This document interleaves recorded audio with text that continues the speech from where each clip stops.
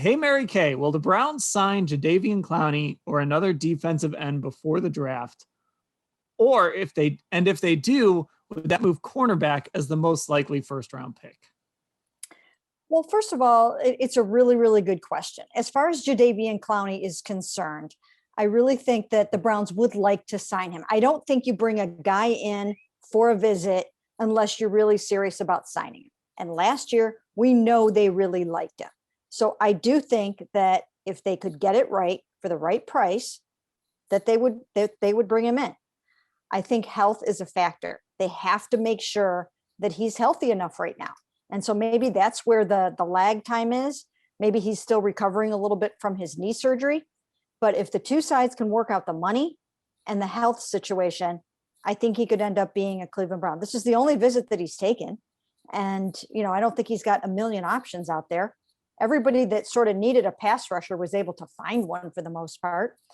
So I think there's a good chance he will end up here if the Browns feel comfortable with the health and he feels comfortable with the money. I've kind of come around on Clowney. I wrote about it last week. I think this is a guy that would actually look really good next to Myles Garrett or across from Myles Garrett. The things he does, he's one of those guys, if you get too caught up in the sack numbers, it can be a little misleading because he hasn't put up huge sack numbers, but he's good against the run. He always creates pressure. He's a freak. I mean, there's a reason he went number 1 overall. He's an athletic freak. And I just think putting him across from Myles Garrett, even if those sack numbers don't, add up, he's a guy that's going to move the quarterback into either those rushers up the middle or move them into Myles Garrett. I think there's a lot he could do. And at the right price, yeah, I think you could do a whole lot worse than Clowney. What is that price in your mind, do you think? I do think it's somewhere around the $6.5 million range. And I think you could put some incentives in there. You could put whatever pressures or, something in there. Games played, snaps, Pro Bowl, something like that. And who knows, maybe last year, part of the lack of some of the production may have been because he was suffering from a torn meniscus that needed surgery. We don't know exactly when he started feeling that. So, I mean, he's, like you said, he's an athletic freak. He's always up there in terms of his grades. I mean, Pro Football Focus had him as the 19th best edge rusher last year, despite the fact he only played in 8 games. So I think that says something right there. Again, he's disruptive. He's great against the run. I think he would be a really nice compliment to Myles Garrett. And here's the thing. You're not going to be asking him to play every single down. You've got Takk McKinley too.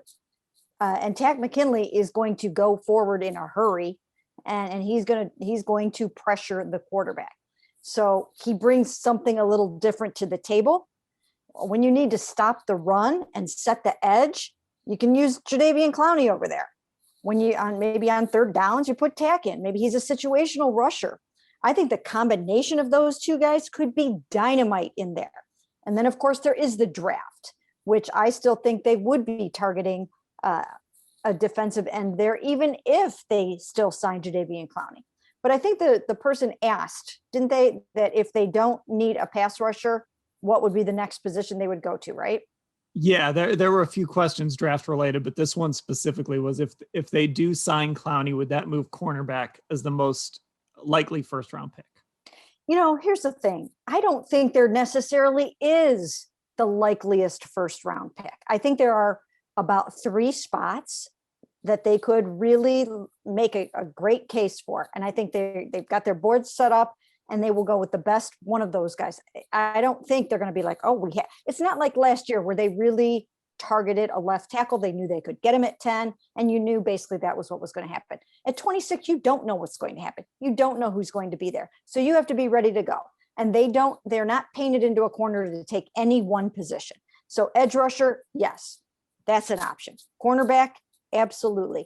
Receiver, I mean, they have to plan for life after Odell Beckham Jr. and Jarvis Landry. So, they could find their receiver of the future in the first round as well. So any one of those things are in play.